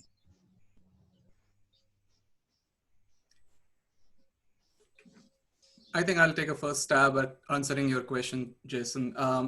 Again, as I mentioned earlier, basically the focus is going to be on what are the different aspects that are required for return to service. And that is also from basically what changes that you need to make to your physical infrastructure and like your equipment in terms of transit, what policies you are putting in place. Like I've heard and read articles regarding utilizing every alternate seat for passengers and maintaining that as one of the ways for social distancing. And again, I think basically, at least during this recovery phase, when the vaccine is not there and we are still very speculative about what is going to happen, I think there will be a lot of different things that are going to be in place in terms of like for train station platforms. There will be markings on ground indicating basically 6 feet, which we are now used to in the response phase. But I think that's going to continue through recovery phase also until basically this becomes almost like a memory that we all went through this period. So I think that's going to be like changes on the physical infrastructure side is going to be a key thing when we are looking for return to service planning on this side. Yeah, and I think it's going to be interesting to see how the transit industry approaches the level of service. I agree with your comments about, that they're thinking very much, I think, about the health of the operator and the health of the riders and making adjustments to how people get on, get off, how much space they have, shielding for operators, many not taking payment to allow it. There's a variety of techniques that have been used. And they've maintained that essential, like really the base level of service to allow essential workers really, for those that have to go to work, some of which are healthcare workers who we want to go to work, right? And many, many others to be able to get there. But that's a pretty skeletal service. I know the $25 billion that the transit industry got through the CARES Act was essential for maintaining that service, at least in the near term. If the demand doesn't start picking back up, sort of a chicken and the egg thing, right? It's like, how much service do you add, and does that lead to the demand, or do you wait for the demand and then try to add more in? I think they're gonna have some hard decisions as to how they build back up, and again try to figure out what the needs are. I do think, in terms of your equity question, that much of what has happened has reduced choices for some segment. I mean, we were watching very closely micromobility because it provided access to some underserved parts of the community to be able to get from their home to other transportation options like fixed rail and other things. And, scooters have virtually gone away in this period and sort of remove that option. I think bike share varies in terms of its availability. And if we got skeletal transit, I think that leaves folks that are, don't have access to cars, perhaps in a more limited situation and a more vulnerable situation. And I'm not sure how to solve that. I'm not, in the near term, I'm not sure, I'm glad I don't have to try to figure out how to solve it, because it's going to be challenging, I think. One of the things I'm struck by is I think we need, the operators, owner-operators, they're going to have to think through a staging of strategies, much like the subway system in New York now says they clean their vehicles. They have a 4-hour pause at night because of low ridership, and they clean all their equipment. And I suspect what's going on is they're actually rotating their equipment. The cleaning probably happens 24 hours a day in reality. And what they're doing is taking clean train sets and getting them in and being able to service them at this point. But sooner or later, particularly as we get to the end of the recovery period, that strategy probably won't work, that they actually would have to figure out how to clean much faster than just using the rotating stock approach. Mm-hmm. Yeah, I don't think I realized this at first, but with the first stimulus act, it was put to me, and I can't verify it 100%, but that was the first time the federal government's put money directly into the operational side of transit. in the history of the country, which certainly is a milestone that, you know, under other conditions may be more prominently known, but remember, everything changes everything, Jason. Exactly. And I think I'd follow up with that would be, given the fact that, you know, the funding situation, which I want to pivot to, I do think in this reflection, you know, thinking big, you know, is there a case to be made that now is the time to make public transit free for all users? There are some that are arguing that. There are some that are suggesting that. I don't know, you know, when you would, it's hard to put a question like that in your head because it goes into an old context, right?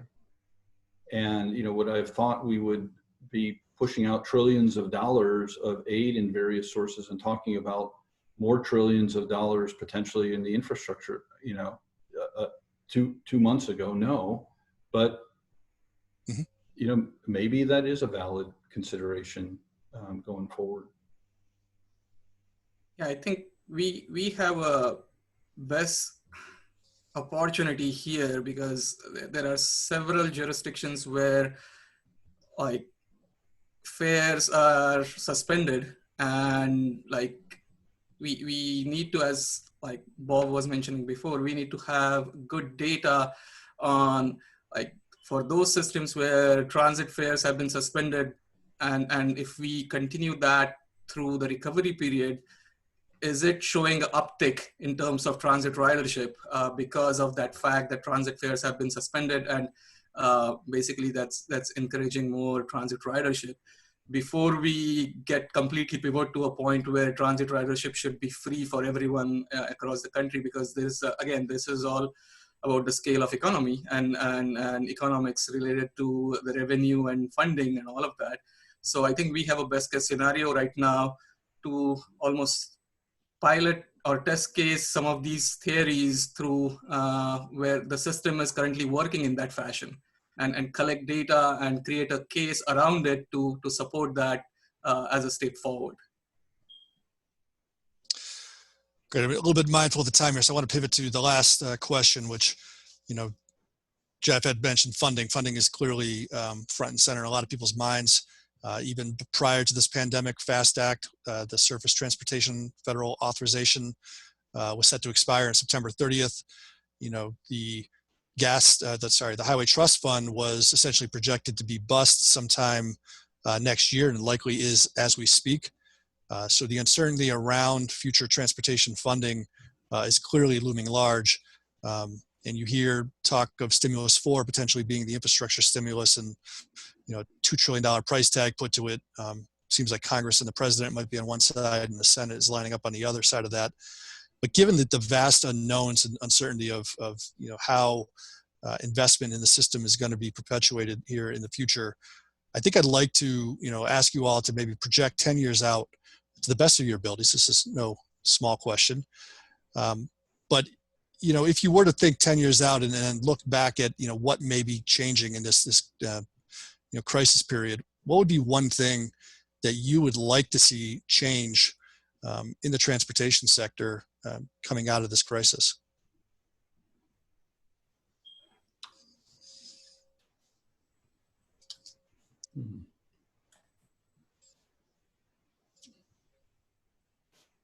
I'm thinking through. Yeah.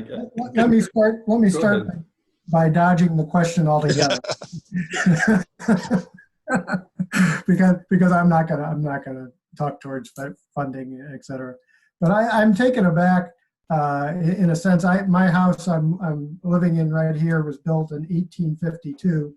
I'm sitting at my grandmother's writing desk that was put together back in 1915, and to see, you know, the changes that this house has seen as far as transportation, you know, the horses and people predominantly based on walking.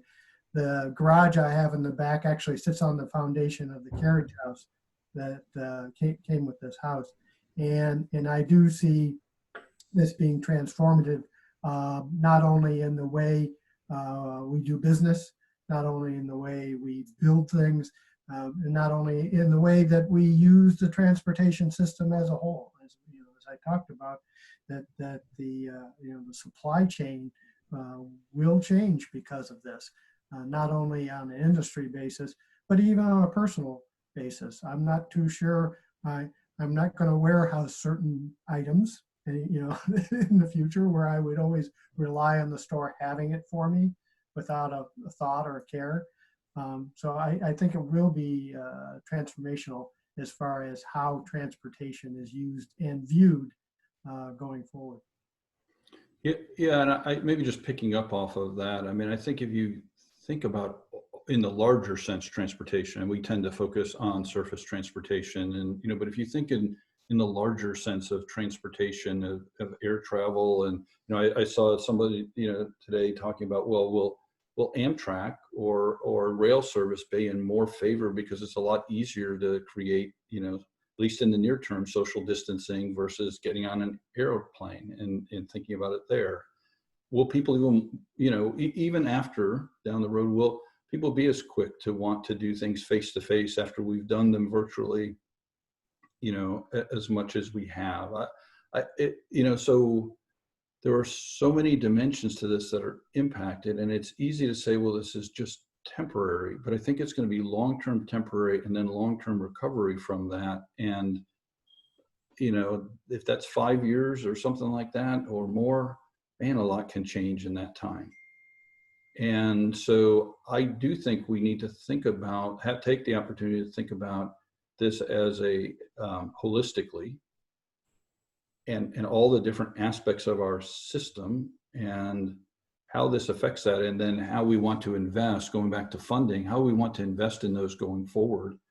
And, we may not have invested in operations in the past, but that might be where we need to invest going forward if we want to continue to have those operations survive, which is one, I mean, if, so I don't have a clear path forward, but I think that we need to look at all of the various pieces and really think about, that fit going forward.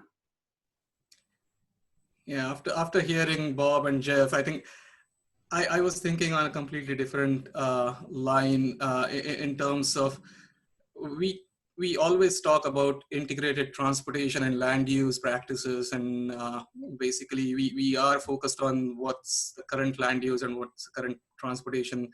Again, the chicken and egg thing, which comes first and what should be upfront.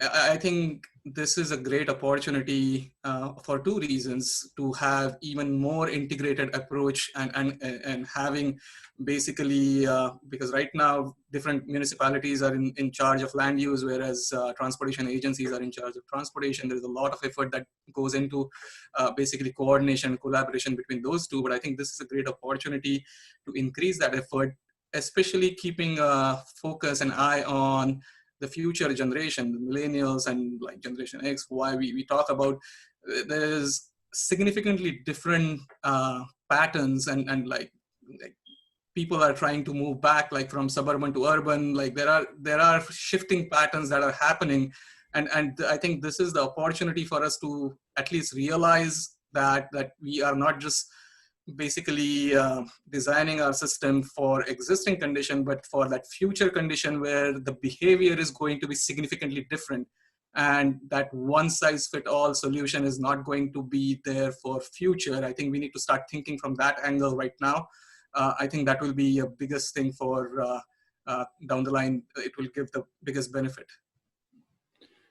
Jason, right. I might just want to comment on a couple of the questions that came in through the chat pod that I've been looking at. One, I know that Matt asked about, is potential for IT to provide guidance on changing traffic volumes. And it is something that we have a work group that our current president, Randy McCord, is helping to pull together to look at this question of how do you, how do you do traffic planning in this environment? How do you do, traffic counting in this environment? And so we're trying to see if we can come up with some best practices and guidance, recognizing that we're going to be in this environment for a while and it's going to be gradually changing, and how are there some recommendations we could come up with during that environment.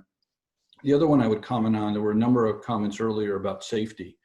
And I think this is an interesting, just to observe. On the one hand, we saw, I think, one of the studies that was posted, I think it was from UC Davis about California, and they saw about I think it was about a 40% at that time when they did that study, about a 40% drop in volume or 50% drop in volume and a 40% drop in crashes.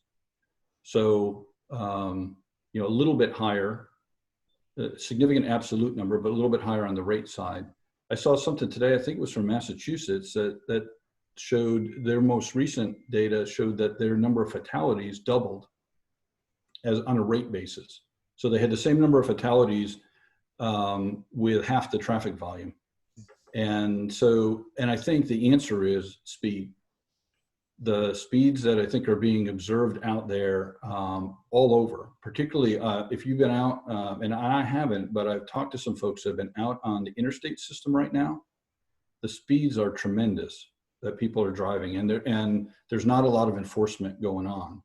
And so I think that is part of what's going on at the at all levels of the system. Is we're seeing lower volumes, higher speeds, in some cases very dangerously higher speeds, and I think that's contributing to and at the same time you got more people out biking and walking. So there, you know, I think those things are all contributing in some of the safety numbers we're seeing and the variability we're seeing. Thanks, Jeff. Matt, I don't know if you have been monitoring the chats, if you see any questions there that we have a few minutes left here. Yeah, did you see Mr. Balskis's question come in there? Do we see a further separation of transportation modes in the immediate future, at least until a vaccine is ubiquitous? It seems really possible with social distancing requirements likely extending until then. And how do we as transportation professionals change to meet that? So do we see further separation of transportation modes in the immediate future? I'm going to pose that as the first part of that question to the panel. I'm not sure what Joe means by separation of modes. If he's asking, do I see modal shift into more single occupant vehicles in the near term? I think I do. I mean, now we may see more people teleworking and so I don't know that means that we're seeing higher volumes immediately, but as a percentage of the share, I think there are going to be, I was on a conversation today with some of my staff and my leadership about staff, and, you know, people are going to be, we have the vast majority of our staff come to work on public transit because we're located in downtown DC, and, you know, initial conversations with staff, they're going to be reluctant to get on public transit right now. So, and I don't think we're unique there. Yeah, I think I agree with Jeff, because I'm taking this question as separation of modes from mobility as a service point of view, because right now, whatever mobility as a service has been pushed as a trip from point A to point B with several different modes involved in it. And I think with the current conditions and social distancing, I think that chain trip between different modes is unlikely to happen, or at least unlikely to gain more traction than what it is right now, in my mind. I think people will rely on a single mode to reach their destination rather than having a chain trip of different modes. And I think there will be some separation in that aspect. I see whoever clarified the question, I understand, but I think it was talking about separation of bicyclists and pedestrians, giving more roadway space for ped and bikes. And I guess maybe Joe's asking, do we see that happening permanently? Yeah, I almost wanted to jump into that and answer the question as the moderator, but well, go ahead. What do you think? I think cities, particularly in our more denser environments, have to really, you know, take assessment of their infrastructure and understand, you know, who it's serving and in the environment of providing for the safe and welfare of citizens. I think particularly a city like Boston, which has pretty minimal sidewalk widths, and, you know, I'm thinking of the core infrastructure that surrounds the garden and the common, you know, 4-lane wide one-way roadways. Yeah, I think a recalibration of that space to more equitably suit citizens of those communities should be something that cities are thinking and talking about on a permanent basis. I mean, it certainly, I think, can accelerate some of the conversations that were going on, that have been going on, about complete streets and about, developing a safe system and lowering speeds and all of those things, and to provide that more pedestrian and bicycle friendly environment. I think this, when you see some of the photos of people out biking and walking, it's certainly going to push you in that direction. The question is, are they going to translate? How much of that's going to translate into a long-term trend is the question. And I don't know. Yeah, I do think it's an interesting point to reflect on. If with the demand low now and many are staying home, the infrastructure that is there to receive the recovery is it's very much related to that induced demand discussion. If it's primarily the roadways and the cross sections that were provided before, and maybe even investments in highways to increase that carrying capacity, that's the use we're going to see return. If it's, if we have infrastructure that's been recalibrated to accommodate a different potential use, I think we would be likely to see the use return in more modal shift types of ways. But that's going to require investment in proactive, thinking on the parts of the transportation and civic society.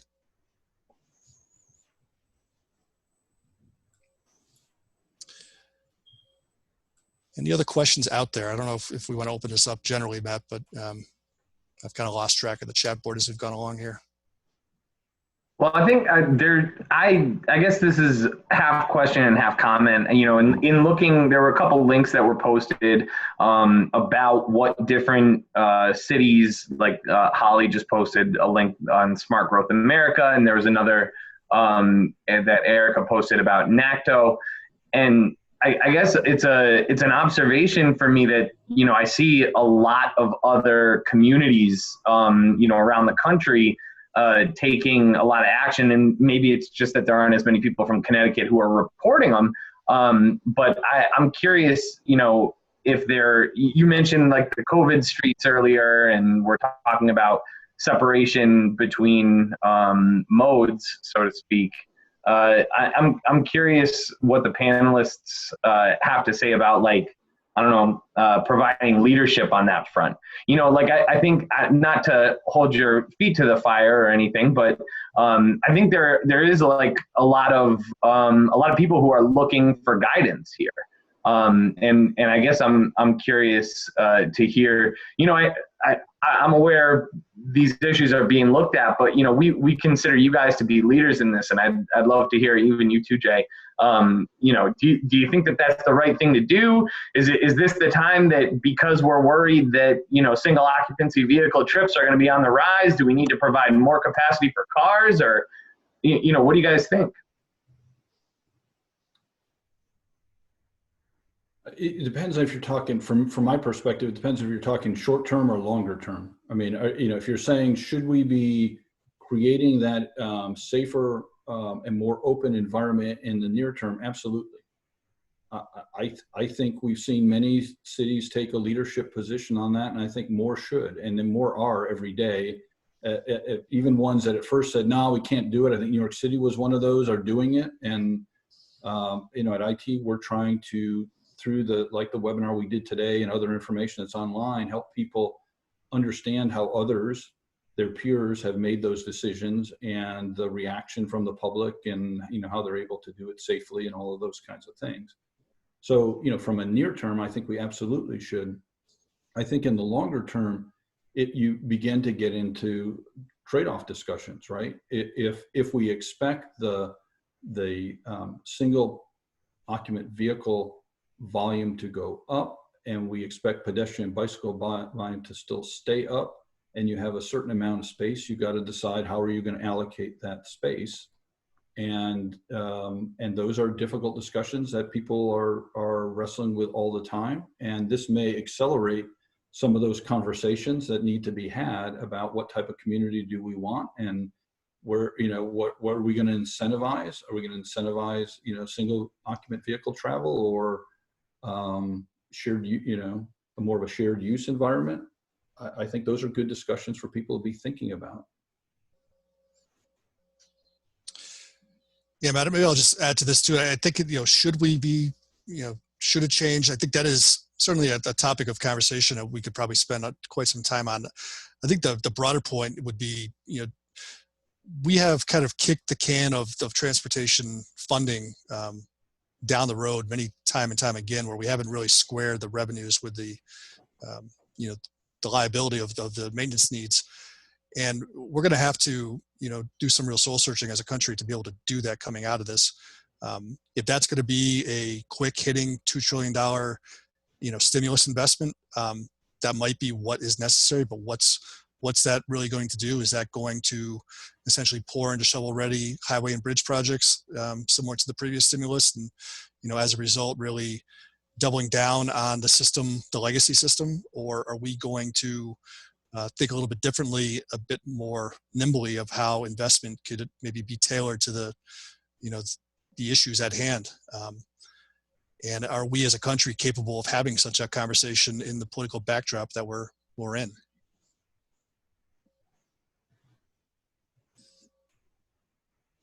Yeah, I think, Jason, there is definitely an opportunity. I look at things positively, and I think none of us thought that we will be in a situation where we are sitting at home for 8 weeks and managing everything from home. So, like, initially I used to think there are things that are impossible, but I changed the definition of impossible in my dictionary right now, because I almost have seen everything now. That basically I'm sitting here managing everything from home for the last 8 weeks.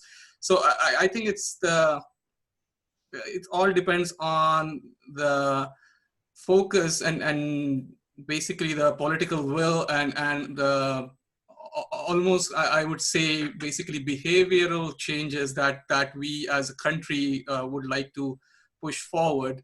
Because I was reading an article which was an interesting article on Copenhagen, how it became the cycling capital of the world, and it was not overnight transformation from auto-centric to a bicycle-centric city. I think there was a change in the psychology and mentality and persistent campaign in terms of pushing forward, irrespective of some drawbacks, pushing forward basically a certain mode and certain way of life. And I think it all boils down to quality of life, way of life for the country. And I think I'm more optimistic in terms of something like that can be an outcome from this whole experience that we are in. Great. So I see we are a few minutes past 5. I do want to afford everyone a closing statement if they'd like to so choose. Matt, is there anything else you want to hit before we transition to wrapping this up? I can take us out after our panel. I just want to say thanks at the end. Okay. Well, I would like to afford everyone any closing thoughts they may have. So maybe we should start with Robert, and hopefully he has something brilliant to enlighten us with. Well, I will say that the closest I ever got being hit by a vehicle was in Copenhagen, and it was a bicycle. So there are different challenges as our mode shifts occurs for safety. I really don't have, other than, like I said, we have to be mindful that we're in a place of rapid change going into this, and we'll be in rapid change going out. And like I said, it's the ones that can respond to those challenges will be the survivors out there. So I'll leave you with that. Resh, would you like to go next? Sure. I think I agree completely with Bob in terms of supply chain and basically freight and delivery side. I'm waiting for a delivery of toilet rolls. I'm right down to last 2 toilet rolls right now. So I'm focused on basically how things are going to change in terms of supply chain and freight side, and how that is going to impact also our transportation system, which is also something that we need to look into in addition to our like all modes of transportation system. So I think a lot of effort should be and they are definitely being put in place from that aspect. Excellent. Yeah, so I'll just maybe add that, congratulations to the Connecticut chapter for putting on this discussion. We probably didn't give you very many answers because I don't think there's a lot of clear answers to be had right now. I do think, though, as transportation professionals, the important part is to keep an eye on what is happening. And as we've all said, I think it's going to continue to change rapidly. To engage through forums like ITE and others like that, because I think it helps you be connected to the profession and to kind of what's happening in the different sectors. And perhaps finally, again, I don't have the quote exactly right, but it's along the lines of, let's not waste a good crisis. I think crisis does bring out the opportunity for change and the opportunity to get out of the box that you're in. And, I think that's what a number of the comments in the chat have been advocating for, is to think differently about our transportation system and use this opportunity perhaps to reshape some parts of it that aren't as we would like them to be. And I think there's an opportunity in a crisis to do things like that. Thank you, Jeff. Thank you all to all the panelists. I think this was delivered on that kind of free-form conversation to really try to get our head around what is before us here. I would just like to close by saying you've heard a lot about the new normal. I think we'd all be well served to think about that as new beginnings. There's going to be quite a bit of change on the horizon for all of us as we come out of this recovery. And the transportation professionals' role has never been as poignant as it is now. So with that, thank you to the Connecticut chapter for hosting this, and thank you for allowing me to moderate. Yeah, thank you very much, Jason. We all really appreciate it. And thank you again to Jeff, Bob, and Mayuresh. I think I mentioned earlier, but for anybody who joined us late, it was definitely a little sad for us to not have our meeting in person and get to see everybody in our network here. But we are on the flip side afforded the opportunity to connect with a bunch of professionals that are nationally recognized names. And the only thing I would close with is echoing what Jeff said, that I think in my view, having this conversation today, I was kind of thinking like, well, we got the best minds in the business here. We're gonna know what's gonna happen next. And I think, yeah, in many ways, this conversation it's been great to hear you guys talking about it, and kind of reinforces the point that right now, I guess none of us really know what's gonna happen next. So it's really great to hear everybody talking about it. And yeah, I hope like Joe mentioned in the chat, maybe we can start getting you guys back in for a check-in sometime soon. But yeah, with that, I think we're ready to close our meeting here. So thank you again to all of our speakers, and thank you to everybody who was able to join us today. I really appreciate all of your time, and stay safe, everybody. Thank you. Thanks. Take care all.